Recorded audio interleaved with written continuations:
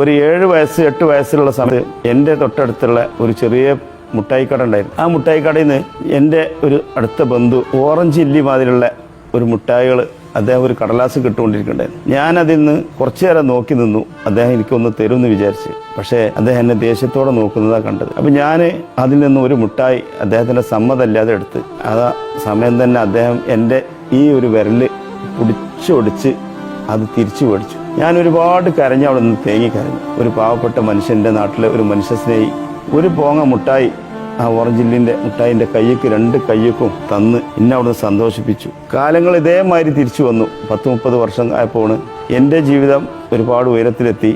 ആ മിഠായി മേടിച്ച ആൾ ഒരുപാട് താഴ്ചയിലും വളരെ വിഷമത്തോടെ ജീവിതമായി. അദ്ദേഹത്തിന് ജോലി ചോദിച്ചതിൻ്റെ അടുത്ത് വന്നു. ഞാൻ അദ്ദേഹത്തിന് മാന്യമായ ജോലി കൊടുത്തു, സാമ്പത്തികമായിട്ട് സഹായിച്ചു. പക്ഷെ അന്ന് ഞാൻ എൻ്റെ കരച്ചിൽ കണ്ട് എനിക്ക് മിഠായി എടുത്ത് തന്നെ എൻ്റെ ആ മനുഷ്യസ്നേഹി എൻ്റെ അടുത്ത് ഒരു ദിവസം വന്ന് എന്നോട് ചോദിച്ചു, എനിക്ക് ഒരു 2000 രൂപ വേണം, ഒരാഴ്ച കഴിഞ്ഞ് തിരിച്ചു തരാം. അത് പറഞ്ഞു വന്നപ്പോൾ എനിക്ക് അദ്ദേഹത്തോടുള്ളൊരു സ്നേഹം ഇഷ്ടം എത്രയെന്ന് പറയണ്ട. ആ മുട്ടായിൻ്റെ വില 2000-നും 10,000-നും തീരുന്നതല്ലായിരുന്നു. ഞാൻ നിങ്ങൾ ഇരിക്ക് ചായ ഉണ്ടാക്കാമെന്ന് പറഞ്ഞു. അല്ല, എനിക്ക് പോകാൻ അർജൻറ്റാണെന്ന് പറഞ്ഞപ്പോൾ എന്തായാലും എൻ്റെ ഭാര്യയോട് പറഞ്ഞ് അർജൻറ്റായിട്ട് നീയുള്ള ചായ ഉണ്ടാക്കുമെന്ന് പറഞ്ഞു. ചായ കൊടുത്ത് ഞാൻ അദ്ദേഹത്തിൻ്റെ കയ്യിൽ 20,000 രൂപ കൊണ്ടുകൊടുത്തു. അപ്പോൾ അദ്ദേഹം പറഞ്ഞു, ഇത്ര ആവശ്യമില്ല, എൻ്റെ അടുത്ത് തിരിച്ചു തരാൻ ഉണ്ടാവില്ല മോനു, ഞാൻ വിഷമത്തിലാണിപ്പോൾ.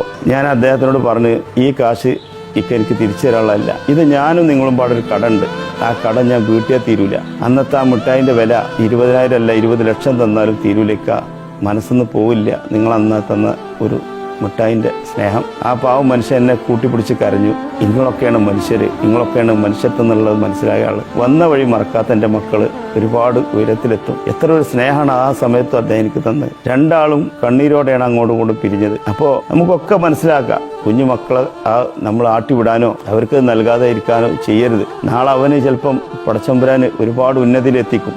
അന്ന് നമുക്ക് തിരിച്ച് അവനോട് സഹായം ചോദിക്കാനുള്ള സാഹചര്യം ഉണ്ടാവും. എൻ്റെ അനുഭവം മാത്രം.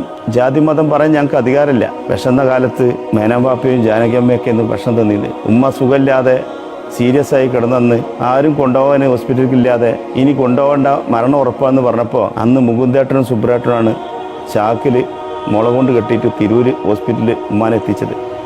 അങ്ങനെയാണ് ഉമ്മ രക്ഷപ്പെടേണ്ടത്. അപ്പോൾ നമുക്ക് എവിടെ ജാതി? അവർക്കന്ന് ജാതി ഉണ്ടെങ്കിൽ എൻ്റെ ഉമ്മ അന്ന് മരിച്ചിരുന്നു. ഞങ്ങൾ പട്ടിണി കിടന്ന് മരിക്കുമായിരുന്നു. മേനമ്പാപ്പയും ജാനകിയമ്മയും ഇല്ലെങ്കിൽ. പടച്ചമ്പുരാൻ നമ്മളെ ഹൃദയത്തിക്കാൻ നോക്കണം. പള്ളിയിലും അമ്പലത്തിലും മാത്രം ഓടിയോണ്ട് കാര്യമില്ല. ആദ്യം നമ്മളെ മനസ്സ് അത് നന്നാവണം. അത് നന്നെങ്കിൽ മാത്രമേ നമുക്ക് എല്ലാ വഴിയും ഉണ്ടാവുള്ളൂ. പടച്ചമ്പുരാൻ നമ്മളെടുത്തുണ്ടാവുള്ളൂ. ശബരിമല അയ്യപ്പര് വാവരെ കാണാതെ എൻ്റെ അടുത്ത് വന്നാൽ നിങ്ങളെ കർമ്മം ശരിയാവില്ല എന്ന് നമുക്ക് എത്രയോ കാലങ്ങൾക്ക് മാതൃക തന്ന ആളാണ്.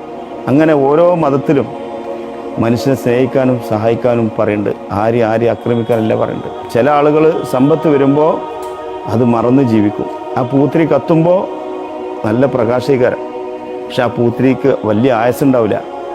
അതുമാതിരിയാണ് പടച്ചമ്പുരാൻ നമ്മളെ തന്ന സമ്പത്ത് നമ്മൾ ആർഭാടായിട്ടും അഹങ്കാരമായിട്ടും ജീവിക്കുമ്പോൾ ഓർക്കുക, അത് തിരിച്ചു എടുക്കും പടച്ചോൻ. പിന്നെ നമ്മളൊക്കെ ഒരു യാത്രക്കാർ മാത്രമാണ്. തിരിച്ചുള്ള ഒരു യാത്ര നമ്മൾ പ്രതീക്ഷിക്കാതെ എവിടെ വെച്ചോ എപ്പോഴാണെന്നുള്ളത് പടച്ചമ്പുരാനെ അറിയുള്ളൂ. ആ സ്പോട്ടിൽ വെച്ച് അള്ളാഹ് പിടിക്കും. ആ നേരത്തെ ഞാൻ എൻ്റെ എല്ലാ സമ്പത്തും കൊടുക്കാമെന്ന് നമ്മൾ പറഞ്ഞിട്ട് യാതൊരു കാര്യമില്ല. നമുക്ക് ആരോഗ്യം തന്നു, നമ്മൾക്ക് സമ്പത്ത് തന്നു, അത് അർഹതപ്പെട്ട പാവപ്പെട്ടവന് നൽകാനുള്ള മെസ്സേജും ആദ്യം മുതലേ തന്നു. പക്ഷേ നൽകിയില്ലേ അനുഭവിച്ചേ തീരൂ.